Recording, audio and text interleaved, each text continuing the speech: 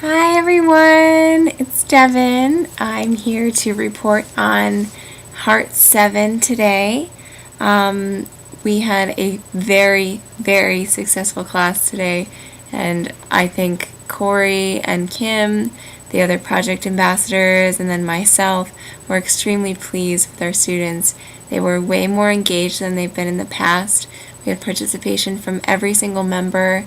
Although we were missing about 4 students from our class, everyone who was there spoke, laughed, and generally seemed to enjoy the lesson. There was a lot of movement and flowing and conversation. We tried in the beginning to acknowledge our goals for that lesson, and we ended up changing a lot from the curriculum that was posted. So I will put up an edited version just so you can follow along. But we really wanted to make this lesson about the DC community because we're at the point in the semester where the students are starting to figure out what they want to do for their service project. So we wanted to talk about problems and issues, especially relating to our Focus MDG of gender equality, and we wanted them to recall what we've done so far and kind of use this as a day to overview OWYP and its role in their lives thus far. So we hadn't seen these students for 2 weeks due to different breaks, spring break for the students. And so we asked them to remember what they saw in the video we watched on India and gender and ways that girls might have issues in getting access to school. And we went over community tables that we had the students fill out the last class, and only 2 of the students actually had the sheets with them, and none of them did their assignment, which was to bring the sheets home and ask their friends and family about gender equality relating to the sheets. And so the first question has to do with how they see women and 2 girls have equal access to education. And so it was a great recall to the India video where labor basically held the main character back from going to school, and she was forced to go to school at night.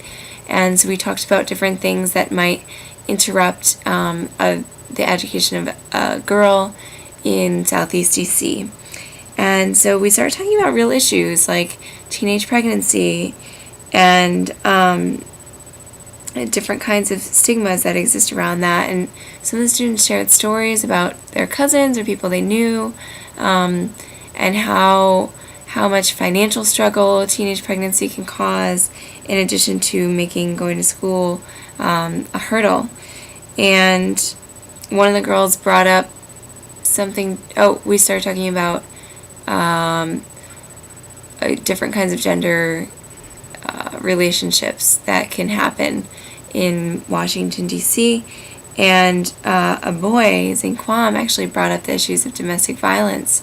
And from that, the conversation kind of shifted into things that students could recall and relate to this. So one girl brought up Oprah as a role model, being raped at 9, and kind of having that be her catalyst for change. And so I connected that to One World Youth Project in general, in which it's a project that students can look at their community and, as Oprah did, figure out how to turn things that might seem negative into a change or a difference, and how that can be inspiration.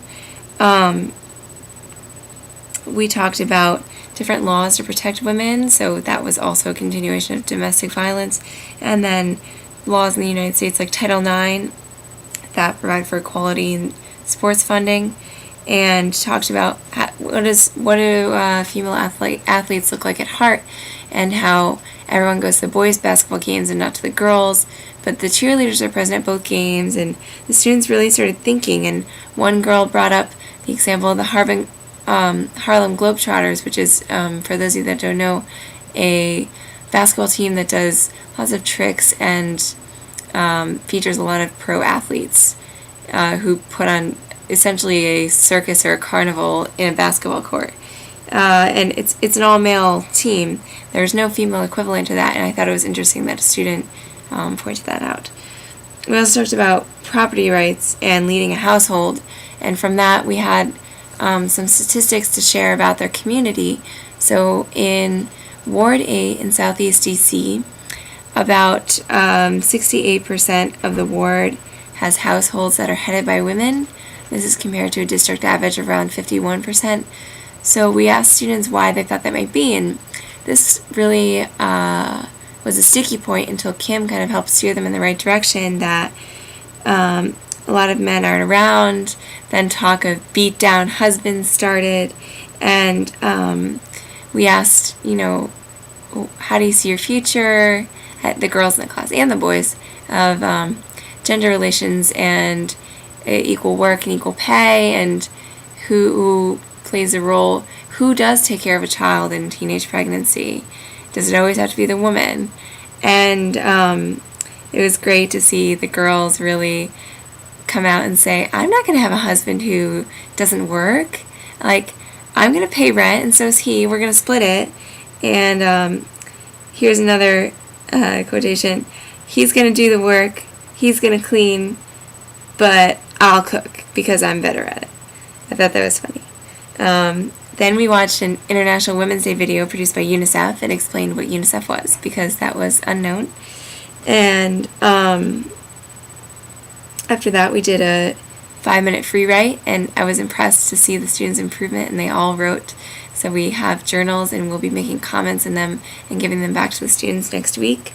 And we also shared our experience of working at DC Central Kitchen this weekend. We had an OWYP team effort at a soup kitchen, and we were explaining to the students how community service is really valuable, and how we took action on a small scale, but that they are welcome to do that as well. And we left them with we continued to map the community for the rest of the lesson, and on the board created a circle in which we wrote words that made us think of Southeast.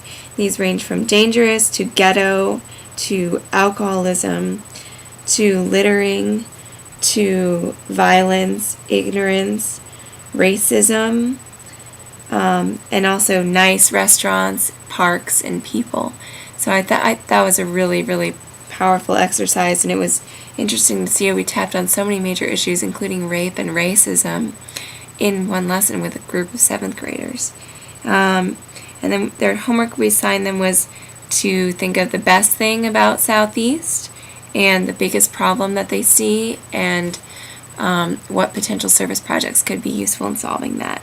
Corey gave a Kosovo update on where we are and how we're hoping to have a Skype conference soon.